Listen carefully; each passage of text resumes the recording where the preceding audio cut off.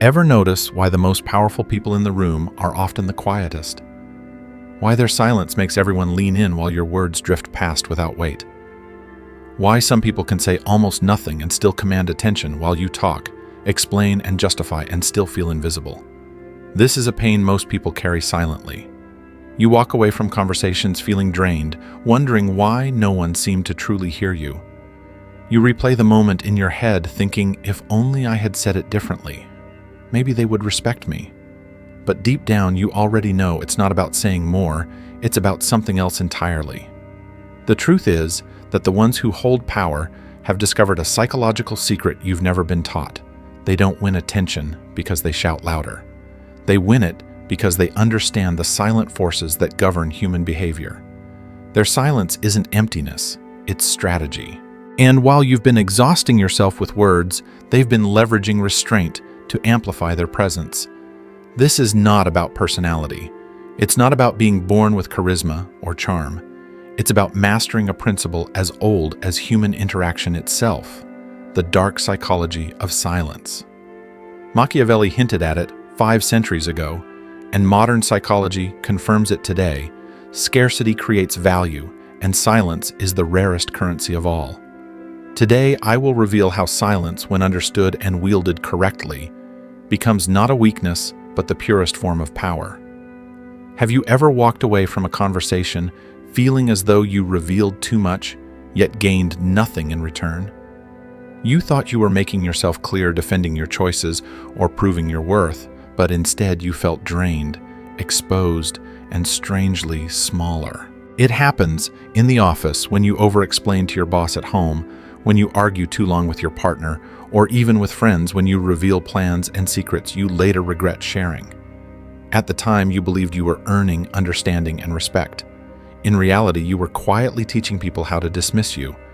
The uncomfortable truth is this: the more you talk, the easier you are to control. Too many words make you predictable, and predictability is the death of power. Human beings, consciously or unconsciously, are always looking for patterns. We are always asking, how will this person react? What can I get away with? What do they really need from me? When you talk excessively, when you fill silence with nervous explanations or unnecessary details, you give away the answers to all those questions. You hand others the blueprint to manipulate you. Explaining too much. Consider the moment when someone doubts your decision. Instead of holding firm, you rush to explain yourself.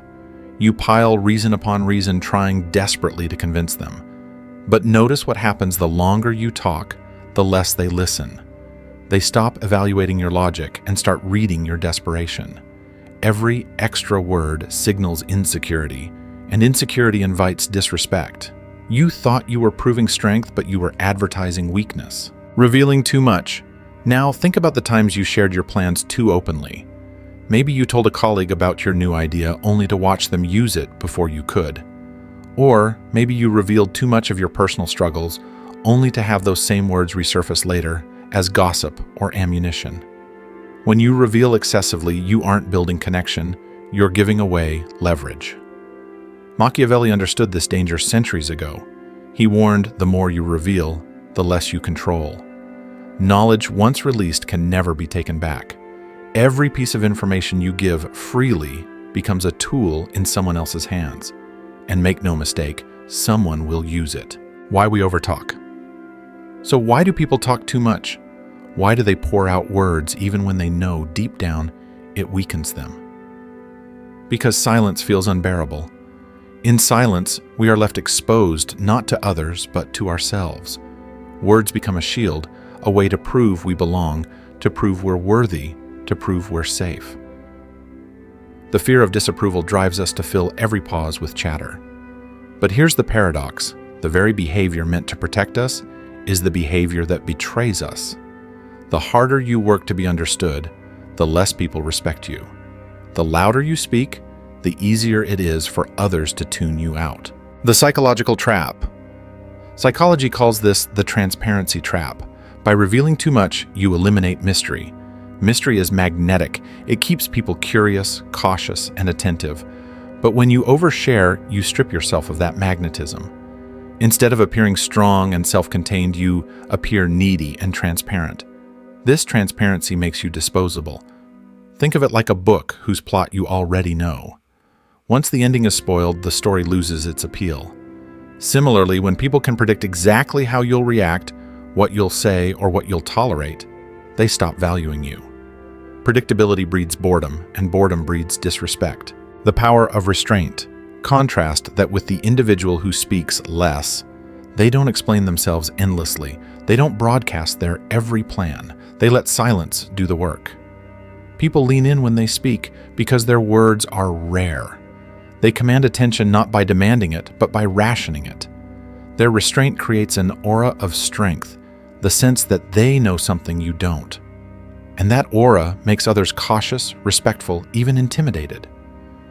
We've all seen it: the teacher who silenced a classroom with just a look, the leader who spoke only a few sentences, yet set the direction for everyone else, the friend whose words are so measured you can't help but remember them. These people don't need to explain or overshare. They use scarcity to their advantage, and their silence becomes louder than any speech. Machiavelli's lesson. Machiavelli's insight was simple, yet brutal. Control is not won by spilling everything you know. It is won by holding back. In politics, in strategy, in personal life, those who reveal least control most. Every word you don't say is a piece of power you keep for yourself. To put it plainly, talking too much is not communication, it is surrender. The shift you must make. So what does this mean for you? It means you must begin training yourself to value silence. When accused or doubted, stop rushing to explain. State your position clearly once, then hold your ground. When tempted to reveal a plan, ask yourself, does this make me stronger or weaker if others know? When silence feels heavy, resist the urge to fill it.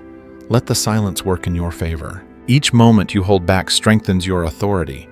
Each word you leave unsaid protects your power. Closing the chapter. The hidden weakness of talking too much is that it makes you predictable, easy to manipulate, and easy to forget. But the hidden strength of restraint is that it makes you magnetic, respected, and unforgettable. The choice is yours. Will you keep throwing words into the void, or will you begin wielding silence like a weapon? Anchor this truth right now.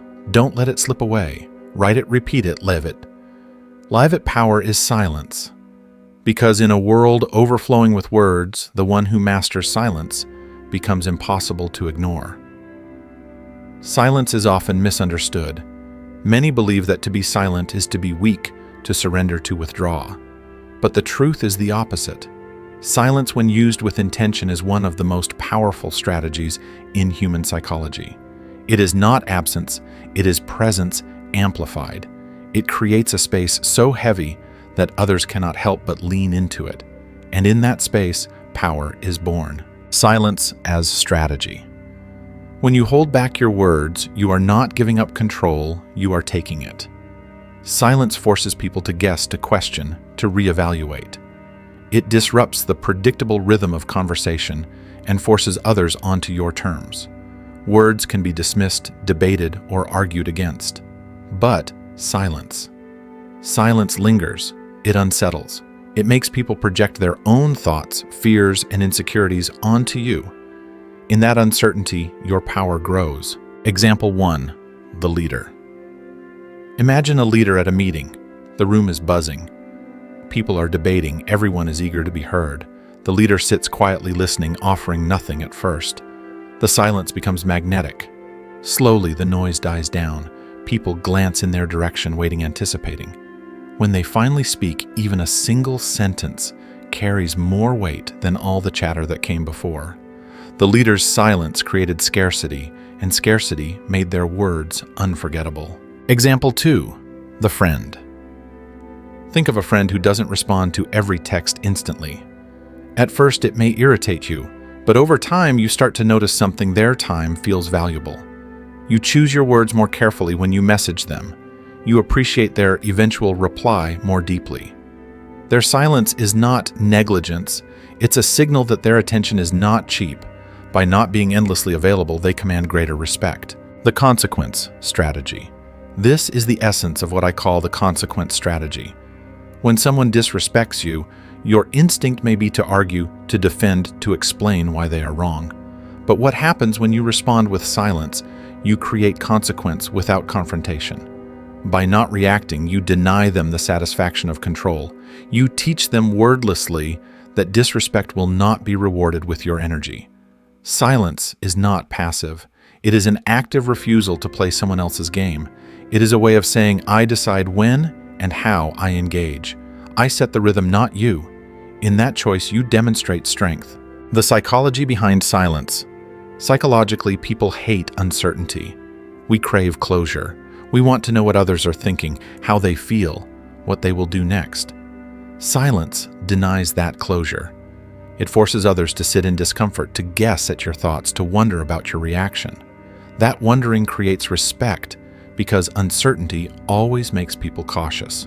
The person who talks too much reveals themselves. The person who remains silent controls the field. Why silence creates respect. Respect is built on consequence. When people know that your words and your attention are not freely given, they adjust. They choose their words more carefully. They tread more lightly. They take you seriously. Silence creates boundaries without you needing to announce them. It shows that you are not desperate for approval, not hungry for attention, not afraid of being misunderstood. And ironically, the very moment you stop trying to be understood is the moment others work harder to understand you. Closing the chapter. The dark power of silence lies in its ability to flip the dynamic of control. Most people fear silence and rush to fill it, exposing themselves in the process. But when you embrace silence, you make others do the work. You make them cautious, respectful, even reverent. So the next time you feel the urge to explain, to defend, or to fill the air, remember this. Every word you don't say strengthens your position. Every silence you hold is a reminder that you control yourself and therefore the situation. Anchor this truth right now. Repeat it, live it, claim it. My silence speaks louder than words, because in a world addicted to noise, silence isn't weakness. Silence is command. Every interaction you have, whether at work and relationships or in casual conversation, is about control. It may not look like it on the surface, but beneath every exchange lies a question. Who sets the terms here? You or me? Most people never realize this, which is why they unconsciously give control away. And here's the painful truth. If you don't know who's in control, it isn't you. Why control matters. Control is not about domination or bullying. It's about influence. It's about who defines reality in a given moment. In psychology, this is called framing. Whoever controls the frame decides the outcome. If you set the frame, others play by your rules. But if you let them set the frame, you're already at a disadvantage. When you talk too much, chase approval, or over-explain, you hand the frame over. You tell the world, I need you to validate me. I need you to accept me. I'll adjust myself to your terms. That's not respect, that's surrender. The silent transfer of power. Think about how often you've given control away without even realizing it. You bit your tongue to avoid conflict, and in that moment gave them control over your voice. You said yes when you wanted to say no, and gave them control over your choices. You reshaped your opinions to avoid disapproval, and gave them control over your beliefs. Each small surrender seems harmless, but over time it teaches others that your boundaries are flexible, your words negotiable, your will breakable. And people do not respect what they can easily bend. The psychology behind control. Psychologists speak of locus of control. Those with an internal locus believe they govern their own lives. Those with an external locus believe their lives are directed by circumstances and others' opinions. Approval seekers almost always have an external locus. They ask, what will make others happy? What will earn their acceptance? In doing so, they let others drive their lives. But the moment you stop performing for approval and start acting from self-respect, you flip the equation. You reclaim the frame. You say without words, I am my own authority. And people feel it. Respect follows naturally. Illustrations of control. Picture a heated argument. Someone throws an insult waiting for you to explode. If you react emotionally, they win. They've proven they can control your state. But if you remain calm, if you respond with silence or a steady gaze, they lose their grip. Your composure shifts the frame back to you. Or think of relationships. The approval seeker bends, cancels plans, always compromises. Their partner respects them less because their boundaries don't exist. Meanwhile, the person who calmly says no, who enforces limits without drama, is valued, even admired. And in the workplace, the employee who constantly explains and apologizes becomes invisible. But the one who states their decision clearly and doesn't beg for approval earns authority. Their frame shapes the room. The Machiavellian lesson Machiavelli wrote, "Everyone sees what you appear to be. Few experience what you really are." In other words, appearances shape power. If you scramble to control how others see you with endless words, you lose control. But if you hold steady, mysterious, unbothered people project strength onto you. Your silence, your restraint, your composure. These create the appearance of command. An appearance often becomes reality. Closing the chapter. Every moment is a contest of control. Either you define the frame or someone else does. Either you decide what your voice, your choices, and your worth mean, or you give that power away. The one who doesn't need approval cannot be manipulated. They remain calm when insulted, firm when pressured, and silent when others try to provoke. That steadiness is what commands respect. So anchor this truth. Repeat it until it shapes your every interaction. I control the frame. Because respect doesn't come from chasing others, it comes from mastering yourself. Most people don't realize it, but their need for approval isn't just a personality quirk, it's an addiction. And like any addiction, it's destroying their freedom, their confidence, and their respect. Think about how you feel when someone praises you, compliments your work, or hits that like button on your post. Your heart lifts, your chest swells, and for a moment life feels good. That rush is dopamine, the same chemical that fuels gambling, alcohol, and drugs. And just like a gambler at the slot machine, once the high fades, you crave the next hit. At first, it seems harmless. Who doesn't like to be appreciated? But soon, the cycle takes over. You begin adjusting your behavior to keep the supply flowing. You soften your opinions to avoid criticism. You overextend yourself to win praise. You become whoever others want you to be just to feel accepted. And in the process, you lose yourself. How others exploit it. Here's where it turns darker. People notice. They see that you're desperate for validation, and they learn how to use it against you. Need you to stay late at work. A quick, "You're so dedicated," keeps you chained to the desk. Want to borrow money. A casual, "You're always so generous," guilts you into handing it over. Need you to ignore their disrespect. A simple, "You're such an understanding person," convinces you to stay quiet. They don't need to threaten you or fight you. They just sprinkle crumbs of validation, and you do the rest. You become predictable, pliable, and easy to manipulate. The mask. Problem: when you live for validation, you stop being real. You start wearing masks, one version for your friends, another for your boss, another for your family. You say what you think they want to hear. You hide the parts of yourself that might be judged. Slowly, the authentic you disappears. And here's the paradox. The harder you try to be liked, the less people actually like you. Why? Because deep down, people respect authenticity, not performance. They sense when you're bending to please them. They sense when your smile is forced, your words rehearsed. You think you're winning approval, but all you're winning is quiet disrespect.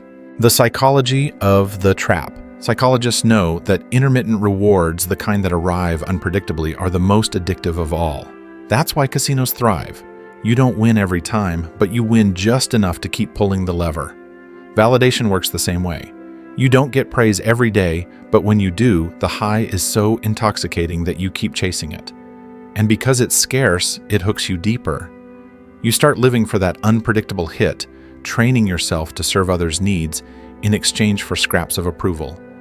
This is why the need for validation is so dangerous. It doesn't just feel good, it enslaves you. The Machiavellian lesson. Machiavelli warned about this centuries ago. He who neglects what is done for what ought to be done sooner affects his ruin than his preservation. In other words, if you spend your life trying to live up to what others think you should be, instead of becoming who you truly are, you will destroy yourself. Living for validation is living for illusion, and illusions always collapse. Breaking the addiction, breaking free won't be easy. Your brain will fight you. It will whisper, if they don't like me, I'll be alone. If they disapprove, I'll lose everything. It will flood you with guilt when you finally say no.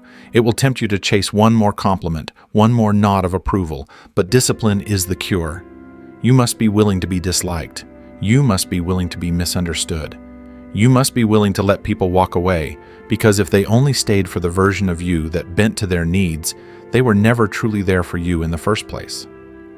Ironically, the moment you stop needing validation is the moment you gain respect, because people respect those who don't depend on them.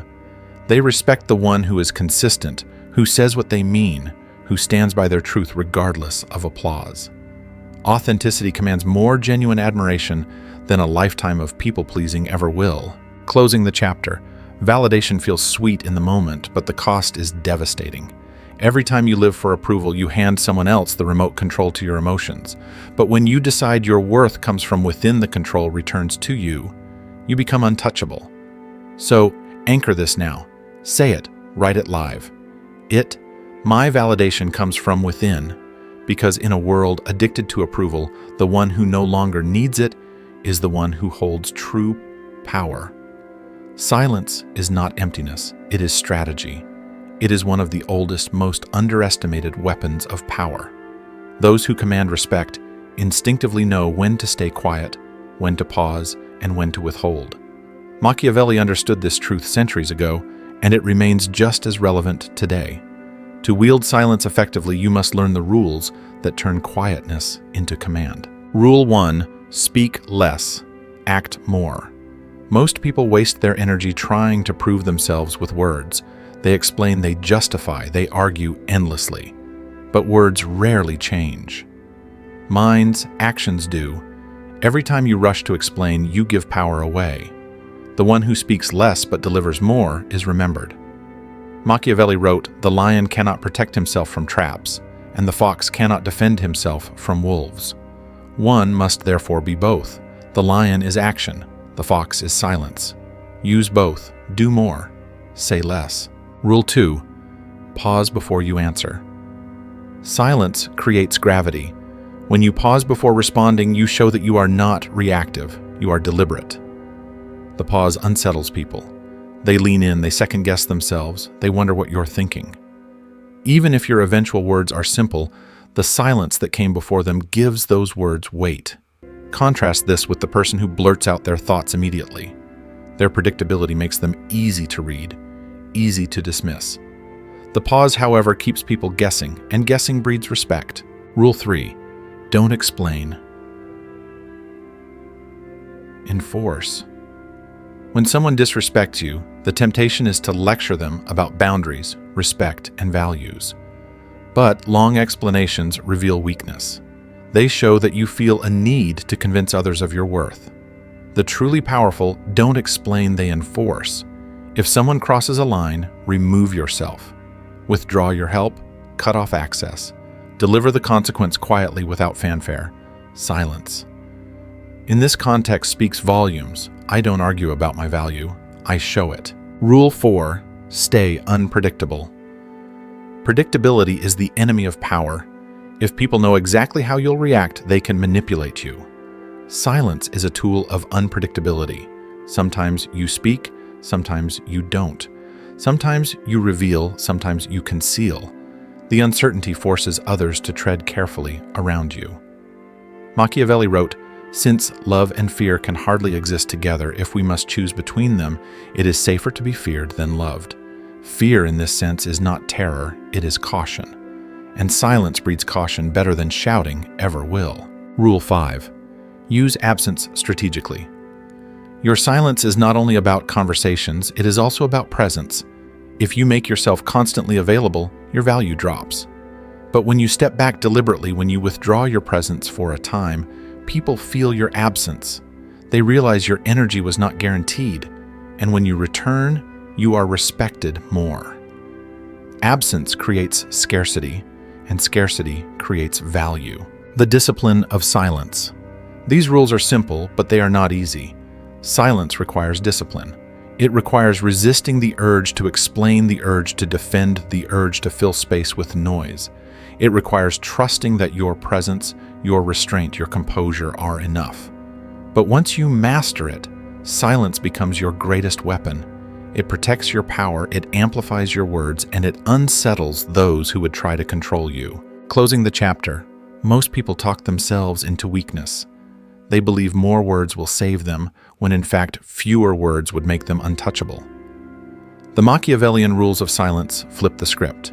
They remind you that silence isn't passive, it is active, deliberate, and commanding. So anchor this truth right now. Claim it, comment it, live it. My silence is my shield and sword, because in a world drowning in noise, the person who masters silence doesn't just get respect, they own it. Human nature is simple. We value what is rare and take for granted what is abundant. This truth governs money, art, opportunities, and above all, people. When your words, your time, and your presence are constantly available, they lose their power. But when you create distance, when you ration your words carefully, their weight multiplies. Scarcity doesn't just make diamonds valuable, it makes people unforgettable.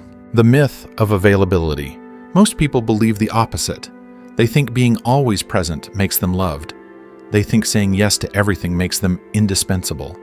They think flooding conversations with words will make them memorable. But psychology proves otherwise. Abundance devalues, scarcity elevates. Think of the person who answers every message instantly. At first it feels convenient, but soon their attention is assumed not appreciated. Compare that to the person who responds on their own terms. You wait longer, but when the reply comes, you value it more. Scarcity created that respect. The same applies to speech. If you speak constantly, your words dissolve into background noise. But if you speak selectively only when it matters, people listen more intently. Your silence frames your words, and scarcity amplifies them. Illustration 1. The leader. A true leader doesn't speak to fill air, they speak to direct. In meetings, the talkative manager's voice becomes forgettable, drowned in volume. But the quiet leader who listens and waits makes their eventual words carry weight. Their scarcity of speech transforms ordinary sentences into commands. People lean in not because the leader talks often, but because they rarely talk at all. Illustration 2. The negotiator. In negotiation, silence and scarcity are weapons. The skilled negotiator asks a question, then waits. The silence stretches, making the other side anxious.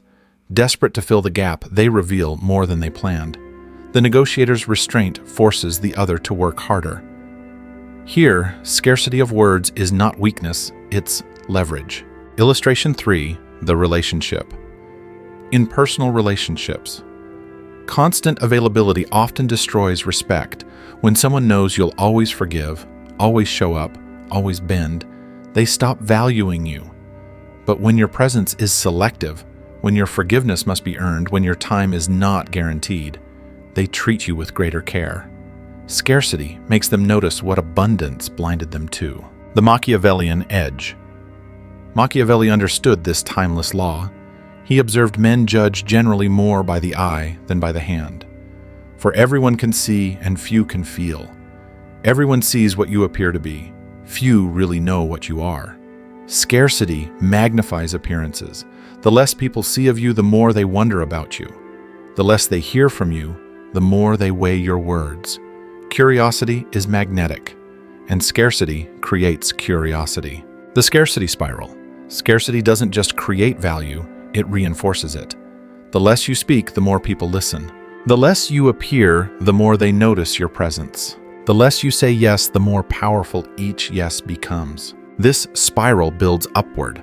Once people start treating your time and words as precious, you naturally become more selective. The loop sustains itself, pulling your value higher. The courage to withdraw. But let's be honest, creating scarcity requires courage. It means some people will get angry when you stop being endlessly available. They'll accuse you of being distant, cold, or arrogant.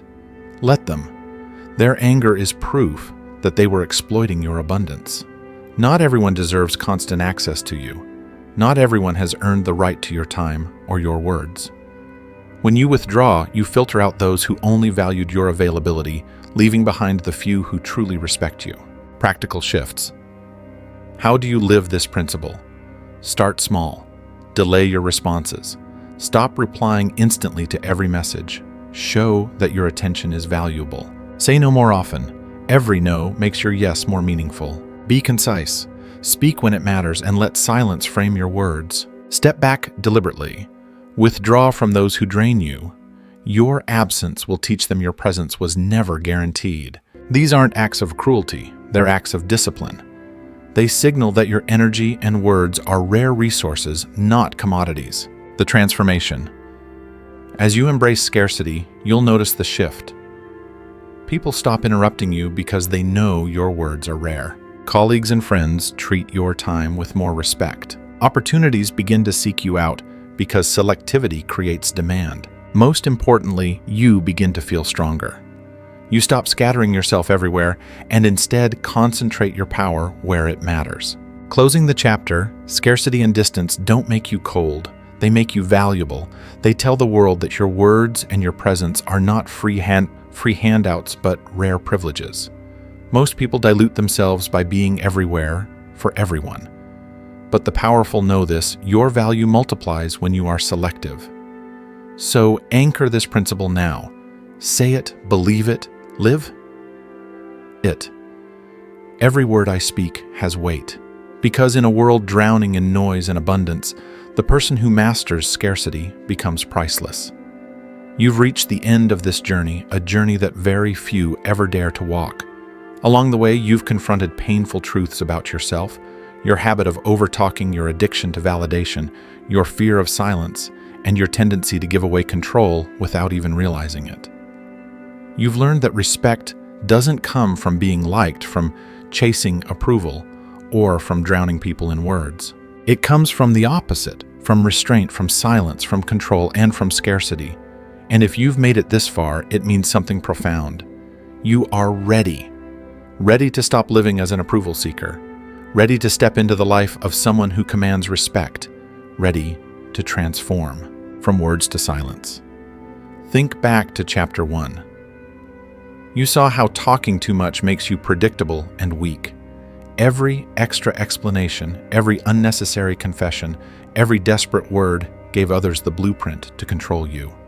But then you discovered the alternative, speaking less, holding back, and letting silence protect your power. In chapter 2, you realized silence isn't weakness, it's a weapon. Leaders who wait command attention. Friends who don't respond instantly make their time more valuable. Silence unsettles intrigues and forces others to respect your presence. From surrender to control. In chapter 3, you confronted the truth about control. You saw how every time you said yes when you wanted to say no, every time you bent to keep approval, you handed someone else the remote control to your life. But you also discovered that by reclaiming the frame, by deciding to act from self-respect rather than desperation, you could shift the balance. You could become the one others adjust to instead of the one always adjusting. From addiction to freedom. Chapter 4, hit hardest. The addiction to validation. You saw how praise and approval work like drugs, delivering small hits of dopamine that hook you deeper. You saw how people exploit that addiction using compliments as chains. And you faced the ugly truth. Living for validation turned you into a performer, a mask wearer, someone who bends for applause but is never truly respected. But you also discovered freedom. The moment you no longer need validation, you become untouchable.